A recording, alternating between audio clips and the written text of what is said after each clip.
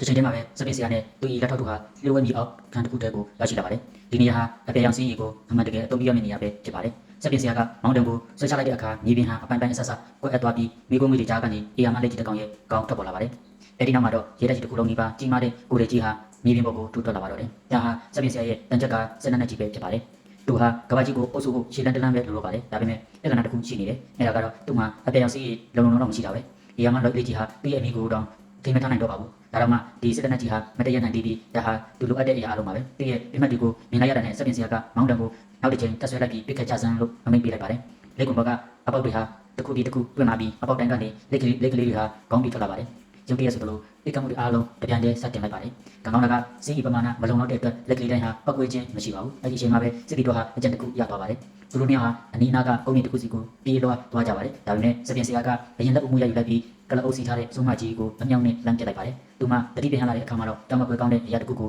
မြင်လိုက်ရပါတယ်ဒီရမလေးကြီးဟာလေတွေကိုစွတ်ယူနေပြီးကလအုပ်ကလည်းအချောက်ခံရတော့မယ့်အရှင်တွေကိုရောက်နေပါပြီစုံမကြီးဟာထိတ်လန့်တကြားနဲ့သူမရဲ့နောက်ဆုံးမျိုးစစ်ကိုထုတ်ယူလိုက်ပါတယ်သူမဟာကာရမန်တဲ့တစ်ခုကိုရွတ်ဆိုပြီးအဲ့ဒီမျိုးစစ်ကိုလွှတ်ပြလိုက်ပါတယ်။အောင်စရာကောင်းတော့အေယာမပြေးဒီကြီးတလုံးထွက်ပေါ်လာပြီးလက်ကြီးရဲ့အစာပြုံမှုအတိအကျပိတ်ဆို့သွားပါတယ်။တဒနာပြေလည်သွားပြီလို့ထင်ရပေမဲ့စက္ကန့်30ကြာမှပဲဖေးရည်ဟာပိတ်တုတ်တက်သွားပြီးစုံမကြီးစီကိုတက်တက်မမဦးတည်လာပါတော့တယ်။ပူပြီးဒုစနာကတော့စုံမကြီးရဲ့နှစ်ပေါင်း900တက်တန်းရှိတဲ့စွမ်းရည်တွေဟာလက်ကြီးရဲ့အပြောင်စီးတွေကိုပြန်လဲပြစ်တင်ပေးလိုက်တယ်လို့ဖြစ်သွားတာပါပဲ။စစ်လက်နဲ့ကြီးဟာပြန်လဲအားကောင်းလာပြီး